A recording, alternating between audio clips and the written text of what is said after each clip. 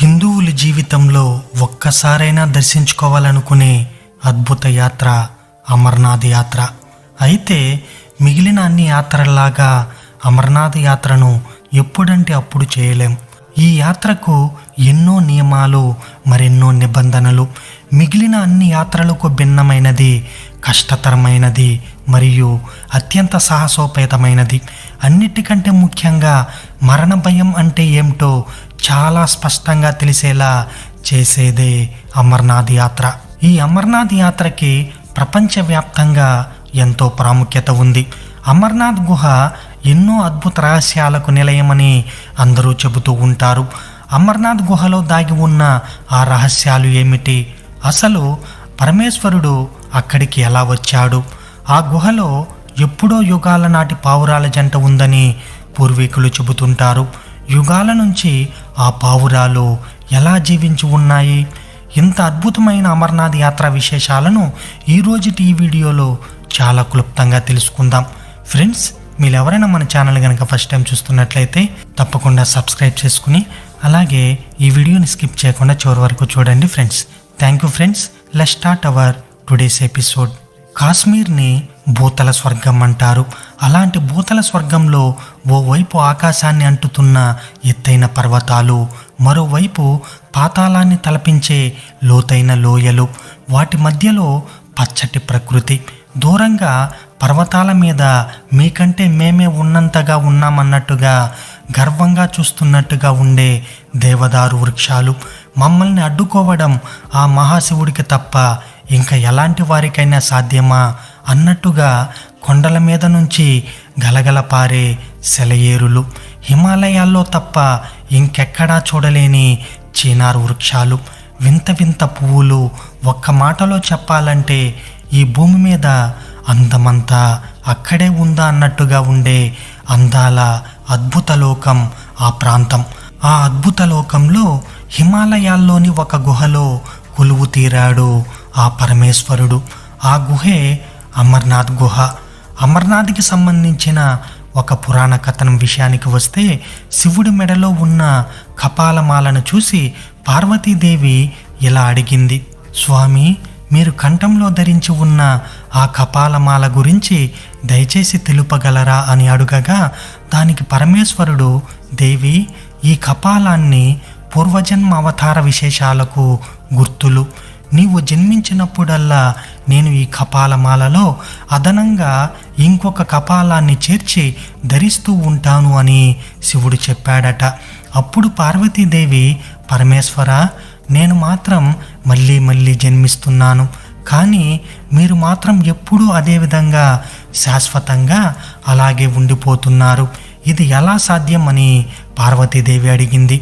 అందుకు పరమేశ్వరుడు, ఓ పార్వతి, ఇది పరమ రహస్యమైన విషయం కాబట్టి ప్రాణకోటి లేని రహస్య ప్రదేశంలో మాత్రమే చెప్పాలి అని చెప్పి ఎవరూ లేని రహస్య ప్రదేశం కోసం వేచి చూశాడు.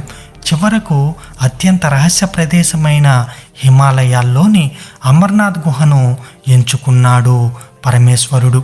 పార్వతీదేవితోనూ తన ఇతర పరివారంతోనూ బయలుదేరిన పరమేశ్వరుడు తన పరివారాన్ని అంతటినీ మధ్యలోనే ఒక్కొక్క ప్రదేశంలో వదిలిపెట్టేశాడట. హిమాలయాలకు వెళ్ళే దారిలో ఆ పరమేశ్వరుడు ముందుగా తన వాహనమైన నందిని శ్రీనగర్కి ఓ 100 కిలోమీటర్ల దూరంలో ఉన్న పహల్గామ్ అనే గ్రామంలో విడిచిపెట్టాడట. దీన్నే బైల్గామ్ అని కూడా పిలుస్తారు. బైల్ అంటే ఎద్దు, నందికి మరో పేరు ఎద్దు.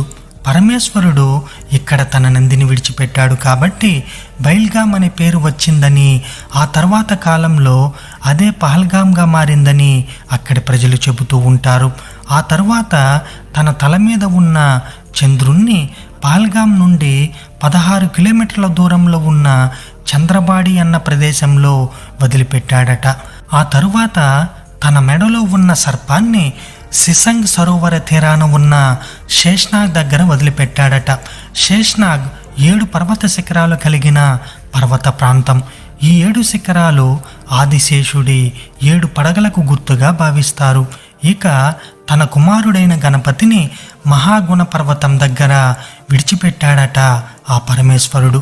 ఇక తన శిరస్సు మీద ఉండే గంగమ్మ తల్లిని పంచతరిని వద్ద వదిలి పార్వతీదేవితో కలిసి అమర్నాథ్లోని ఒక గుహలోకి వెళ్ళిపోయాడు ఆ పరమేశ్వరుడు తన పరివారాన్ని వదిలిపెట్టిన ప్రాంతాల పేర్లు కూడా శివుడు విడిచిన వాటిని తలపించేలా ఉండడం ఇక్కడ విశేషం. అలా అమర్నాథ్ గుహలోకి వెళ్ళిన తరువాత తన డమరుకంతో పెద్దగా శబ్దం చేశాడట ఆ పరమేశ్వరుడు. ఆ శబ్దానికి గుహలోని పక్షులు, పావురాలు అన్నీ భయపడి దూరంగా ఎగిరిపోయాయట. ఇలా గుహలో ఏ ప్రాణి లేకుండా చేసిన శివుడు తన అమరత్వ రహస్యాన్ని, జీవుల జనన మరణ రహస్యాలను పార్వతీదేవికి వివరించాడట. అయితే ఆ సమయంలో గుహలో పావురాలు పెట్టిన 2 గుడ్ల నుంచి అప్పుడే జన్మించిన 2 పిల్ల పావురాలు మాత్రం శివుడు అమరత్వం గురించి పార్వతీదేవికి చెప్పిన రహస్యాన్ని ఆ పావురాలు విన్నాయట. అది గమనించిన శివుడు జీవధర్మమైన జనన మరణాలు ఈ పావురాల జంటకు ఉండవు అని చెప్పాడట. అలాగే మనిద్దరం ఈ పావురాల రూపంలో ఈ గుహలోనే ఉంటూ మన దర్శనానికి వచ్చే భక్తులకి కైవల్యాన్ని ప్రసాదిద్దామని పరమేశ్వరుడు చెప్పాడట. అప్పటి నుండి ఆ పావురాల జంట మరణమే లేకుండా అక్కడక్కడే తిరుగుతున్నాయని చెప్తూ ఉంటారు. అమర్నాథ్ యాత్రకు వెళ్ళిన కొంతమంది భక్తులు తాము ఆ పావురాలను చూశామని కూడా చెప్పడం విశేషం. అయితే ఆ పావురాల యొక్క దర్శన భాగ్యం అందరికీ లభించదట. ఎంతో పుణ్యం చేసుకున్న పుణ్య చరితాత్ములకు మాత్రమే వారి యొక్క దర్శన భాగ్యం లభిస్తుందని అక్కడి భక్తులు చెబుతూ ఉంటారు. మరో ఆశ్చర్యకరమైన విషయం ఏమిటంటే, మంచు కొండల్లో పావురాలు ఏం తిని బ్రతుకుతాయి? మొత్తం మంచుతో కప్పబడిపోయినప్పుడు ఈ పావురాలు ఎక్కడికి వెళ్ళిపోతాయి అన్నది, అలాగే మళ్ళీ సరిగ్గా ఈ యాత్ర సమయానికి ఎలా వస్తాయి అన్నది మాత్రం అంతు చిక్కని రహస్యంగానే ఇప్పటికీ మిగిలిపోయింది.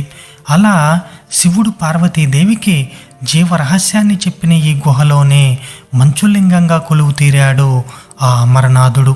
సాక్షాత్తు పార్వతీ పరమేశ్వరుడు సంచరించిన ఈ పుణ్యస్థలం యాత్రాస్థలంగా ఎలా మారిందో ఇప్పుడు తెలుసుకుందాం. సుమారు సముద్ర మట్టానికి 12,756 అడుగుల ఎత్తులో ఉన్న ముక్తి క్షేత్రం అమర్నాథ్. కాశ్మీర్ లోయలో ఉన్న పెద్ద సరస్సును కశ్యప మహర్షి అనేక నదులుగా, ఉపనదులుగా ప్రవహింపజేశాడట. ఆ రోజుల్లోనే అక్కడికి వచ్చిన భృగు మహర్షి మొదటిసారిగా ఈ గుహను దర్శించుకున్నట్టు పురాణ కథనాలు చెబుతున్నాయి. అతడి నుండి ఈ విషయం తెలుసుకున్న అనంతరం సాక్షాత్తు పరమేశ్వరుడు నివసిస్తున్న ఈ గుహాలయం ప్రజలందరికీ యాత్రాక్షేత్రంగా మారిందట. అప్పటి నుండి ఇక్కడకు లక్షలాది మంది భక్తులు వచ్చి శివారాధన చేస్తున్నారు. ఏడాది పొడవునా ఈ గుహలోకి ప్రవేశించడం సాధ్యం కాని పని. కేవలం ఎండాకాలం వచ్చేసరికి ఇక్కడ మంచులింగం ఏర్పడుతుంది. అమర్నాథ్ గుహ మీదుగా జారే నీటి బొట్లు ఆ సమయంలో ఓ లింగాకారంగా మారతాయి. ఇలా 10 కాదు 100 కాదు, వేల సంవత్సరాల నాటి నుండి ఇలా జరుగుతుందని పురాణాలు చెబుతున్నాయి. అందుకు సాక్ష్యంగా పురాణాల్లో సైతం ఈ గుహ ప్రస్తావన కనబడుతుంది. శివ పురాణంలో కూడా పార్వతీ పరమేశ్వరుల జీవరహస్యం కథ మనకు వినబడుతుంది. అయితే ఈ మార్గం దుర్గమంగా మారిపోవడంతోనూ శత్రురాజులకు భయపడి 12వ శతాబ్దం తర్వాత భక్తులు గుహ వైపు వెళ్ళడం పూర్తిగా మానుకున్నారు. క్రమేపీ ఆ గుహ ఎక్కడుందో కూడా మర్చిపోయారు. 15వ శతాబ్దంలో తిరిగి బూటా మాలిక్ అనే గొర్రెల కాపరి ఈ మంచులింగాన్ని కనుక్కోవడంతో తిరిగి ఈ క్షేత్రానికి పూర్వ వైభవం లభించింది. పూర్వం ఒకసారి గుజ్జర్ జాతికి చెందిన బూటా మాలిక్ అనే గొర్రెల కాపరి ఈ ప్రదేశంలో గొర్రెల్ని కాచుకుంటూ ఉంటే ఒకరోజు ఒక సాధువు కనిపించి ఒక సంచి నిండా బొగ్గిల్ని ఇచ్చాడట. ఆ బూటా మాలిక్ వాటిని ఇంటికి తీసుకువెళ్ళి చూడగా అవి బంగారు కాసులుగా మారిపోయాయట. దాంతో వీటిని తనకి ఇచ్చిన ఆ సాధువుకి కృతజ్ఞతలు చెప్పుకుందామని మర్నాడు అదే ప్రదేశానికి వెళ్ళి చూస్తే అక్కడ సాధువు కనిపించలేదట. ఆ సాధువును వెతుక్కుంటూ అక్కడే ఉన్న ఈ గుహలోకి వెళ్ళాడు బూటా మాలిక్. అయితే అక్కడ అద్భుతమైన ఒక మంచు శివలింగం బూటామాలికి దర్శనమిచ్చింది. ఇలా అమర్నాథ్ గుహాలయం మొదటిసారిగా ఒక కాపరికి కనిపించగా రాను రాను అమర్నాథ్ యాత్రగా పవిత్ర క్షేత్రంగా ప్రసిద్ధి చెందింది. ఆనాటి నుంచి నేటి వరకు బూటామాలిక్ వంశస్థులు అమరనాథుడి సేవలో తరిస్తూనే ఉన్నారట. వీరు అమర్నాథ్ యాత్ర సాగే దారిలో మార్గం మధ్యలో గుడారాలు వేసుకుని యాత్రికులకు వేడివేడి నీరు, వంటకాలు అందిస్తూ ఉంటారు. అదేవిధంగా యాత్రికుల నుంచి విరాళాలు తీసుకుని ఆ వచ్చిన మొత్తంలో 3వ వంతు తిరిగి భక్తుల అవసరాలకు వినియోగిస్తారట. ఈ అమర్నాథ్ యాత్ర ఇప్పటిది కాదు. సుమారు 5000 సంవత్సరాలకు పూర్వం నుంచి ఈ యాత్ర జరుగుతున్నట్లు తెలుస్తోంది. ఈ అమర్నాథ్ క్షేత్ర వైభవం గురించి 11వ శతాబ్దానికి చెందిన కల్హనుడి రాజతరంగిణి గ్రంథంలో కూడా ఒక ప్రస్తావన కనబడుతుంది. కాశ్మీర దేశ రాణి అనేటువంటి సూర్యమతి అమర్నాథుడికి బాణలింగం, త్రిశూలం కానుకగా సమర్పించుకుందట. నేటికి కూడా అవి ఆలయంలో మనం చూడవచ్చు. కాశ్మీర రాజులు ఎంతోమంది స్వామిని తమ ఇలవేల్పుగా భావించి ప్రతి సంవత్సరం అమర్నాథ్ యాత్ర నిర్వహించి తమ భక్తిని చాటుకున్నారట. అయితే అమర్నాథ్ యాత్ర అంత సులభతరమైనది మాత్రం కాదు. ఇక్కడికి రావడానికి అత్యంత కఠినమైన పర్వత మార్గంలో వ్యయ ప్రయాసల మీద ప్రయాణం చేసి ఈ గుహను చేరుకోవాల్సి ఉంటుంది. అప్పటికే పూర్తిగా ఏర్పడిన ఘనీభవించిన మంచు రూపంలో ఉన్న శివలింగాన్ని దర్శించుకుంటారు. ఈ మంచులింగం చంద్రకళలకు అనుకూలంగా కరుగుతూ పెరుగుతూ ఉంటుందని భక్తుల నమ్మకం. ఈ మంచు శివలింగానికి 2 వైపులా ఉన్న 2 చిన్న మంచు లింగాలను పార్వతీదేవి గణేశుడి రూపాలుగా భావించి ఆరాధన చేస్తూ ఉంటారు. ఈ అమర్నాథ్ గుహాలయం సముద్ర మట్టానికి దాదాపు 3888 మీటర్ల ఎత్తులో ఉంటుంది. ఇక ఎంతో ప్రసిద్ధి చెందిన అమర్నాథ్ యాత్ర శ్రీనగర్ నుండి మొదలవుతుంది. శ్రీనగర్ నుండి అమర్నాథ్ గుహ 142 కిలోమీటర్ల దూరంలో ఉంటుంది. ఆ గుహాలయంలో కనిపించే శుద్ధ స్ఫటిక రూపం మంచు శివలింగం. ఈ హిమలింగం ప్రళయకాలంలో వెలిసిందని పురాణాలు చెబుతున్నాయి. ప్రాణాలు పోయాక ఆ కైలాసాన్ని చేరుకుంటామో లేదో, అందుకే ప్రాణాలకు తెగించి మరీ అపర కైలాసంగా అభివర్ణించే అమర్నాథ్ క్షేత్రాన్ని దర్శించుకుంటారు భక్తులు. అడుగడుగున ఇబ్బందులు ఎదురైనా వాటిని లెక్క చేయకుండా అమర్నాథ్ యాత్రకు పూనుకుంటారు. అమర్నాథ్ యాత్రలో అమర్నాథ్ శివలింగాన్ని చేరుకోవడానికి 2 మార్గాల్లో వెళ్తూ ఉంటారు. ఒకటి పహల్గాం నుంచి 32 కిలోమీటర్ల దూరంలో ఉంటుంది. రెండవది బాల్తాల్ నుంచి 16 కిలోమీటర్ల దూరంలో ఉంటుంది. వీటిలో పహల్గాం మాత్రం సంప్రదాయ మార్గంగా చెబుతూ ఉంటారు. ఎక్కువ మంది ఈ మార్గం గుండానే వెళ్తూ ఉంటారు. ఎందుకంటే శివుడు పార్వతీదేవిని తీసుకుని పహల్గాం మార్గంలోనే వెళ్ళాడని స్థల పురాణం చెబుతోంది. అలా వెళ్ళేటప్పుడు ఆ మార్గంలో వివిధ ప్రదేశాల్లో తన పరివారాన్ని అంతటిని వదిలిపెట్టి వెళ్ళాడు కాబట్టి ఆ ప్రదేశాలన్నీ చూసుకుంటూ వెళ్తారు భక్తులు. అమర్నాథ్ యాత్ర ప్రారంభంలోనూ ముగింపులోనూ జరిగే చడీ ముబారక్ అంటే త్రిశూలంతో జరిగే ఊరేగింపు కూడా ఈ మార్గం గుండానే సాగుతుందట.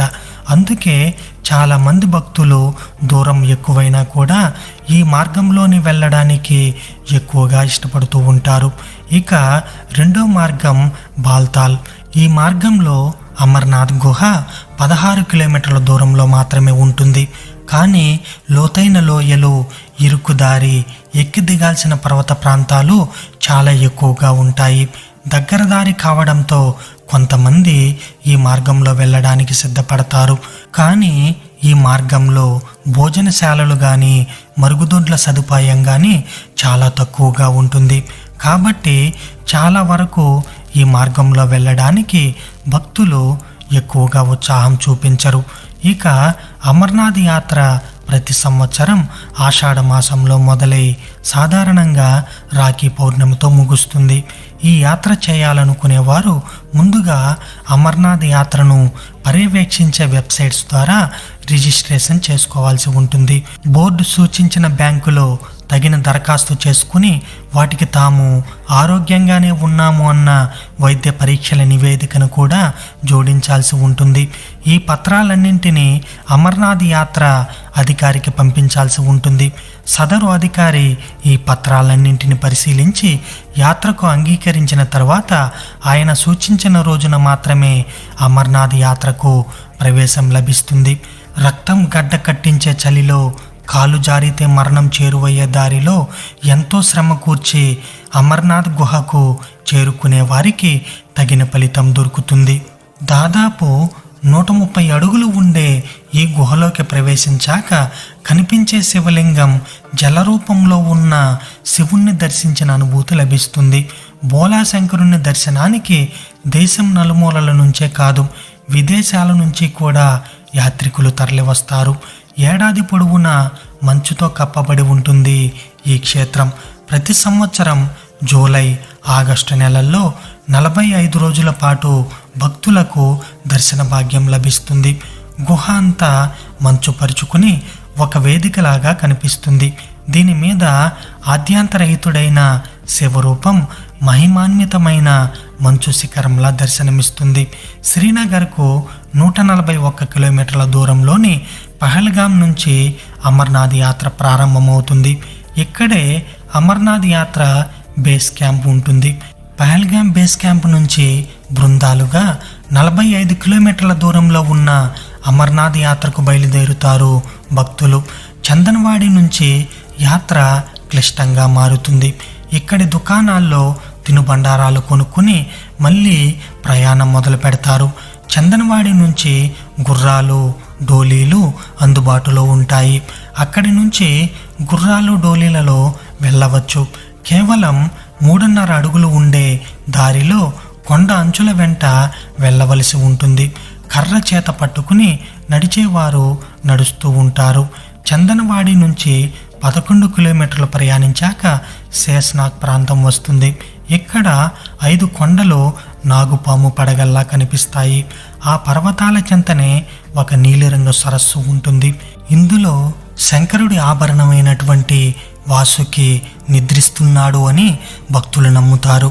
శేషనాగ్ దగ్గర భక్తులకు బస చేసే సదుపాయం ఉంటుంది. శేషనాగ్ నుంచి 18 కిలోమీటర్లు ప్రయాణిస్తే అమర్నాథ్ వస్తుంది. యాత్ర కోసం ఇన్ని కష్టాలు పడలేం బాబోయ్ అనుకునే వారికి జమ్మూ, శ్రీనగర్, పహల్గాంల నుంచి పంచతరిణి వరకు హెలికాప్టర్ సదుపాయం కూడా అందుబాటులో ఉంటుంది. అయితే ఇవి పంచతరిణి వరకు మాత్రమే ఉంటాయి కాబట్టి అక్కడి నుంచి మాత్రం నడిచి లేదంటే గుర్రాల మీద వెళ్ళవలసి ఉంటుంది. ప్రపంచవ్యాప్తంగా భక్తుల్ని ఇంతగా ఆకట్టుకుంటున్న అమర్నాథ్ యాత్రకు అప్పుడప్పుడు కొన్ని ఆటంకాలు కలుగుతూనే ఉన్నాయి. శతాబ్దాలుగా కొనసాగుతున్న అమర్నాథ్ యాత్ర ఉగ్రదాడుల దుశ్చర్యల కారణంగా 5 ఏళ్ల పాటు రద్దయిందట. ఉగ్రదాడుల నుంచి యాత్రికుల ప్రాణాలకు ముప్పు పొంచి ఉండడంతో 1991-95 మధ్య కాలంలో యాత్రను నిలిపివేసింది భారత ప్రభుత్వం. 1996లో మళ్ళీ ఈ యాత్రను పునరుద్ధరించబడింది. అమర్నాథ్ యాత్ర ఎన్నో అనుభూతుల సమ్మేళనం. అకస్మాత్తుగా మారిపోయే వాతావరణం, ఎప్పుడు వచ్చి పడతాయో తెలియని కొండ చర్యలు, మరోవైపు పాతాళాన్ని తలపించే లోయలు, ఏమాత్రం ఏమరపాటుగా ఉన్న ప్రమాదం తప్పదు. ఏ వేళలో ఏం చేస్తారో తెలియని ఉగ్రవాద ముష్కరులు. ఇన్ని ఇబ్బందులు ఉన్న అమరనాథుడి దర్శనం కోసం భక్తులు తండోపతండాలుగా తరలి వస్తూనే ఉంటారు. ఎన్ని ఆటంకాలు ఎదురైనా అంతా శివయ్య లీల అనుకుంటూ ముందుకు సాగిపోతూనే ఉంటారు. ఇది మంచు కొండల్లో మహాదేవుడు అమరనాథుడి మంచు శివలింగ రహస్యం. ఫ్రెండ్స్, ఈ వీడియోని చివరి వరకు చూసిన వారందరికీ ప్రత్యేకంగా నా కృతజ్ఞతలు. అలాగే ఈ వీడియోని లైక్ చేయండి, మన ఛానల్ని సబ్స్క్రైబ్ చేయడం మాత్రం మర్చిపోకండి friends. Thank you friends, thanks for watching.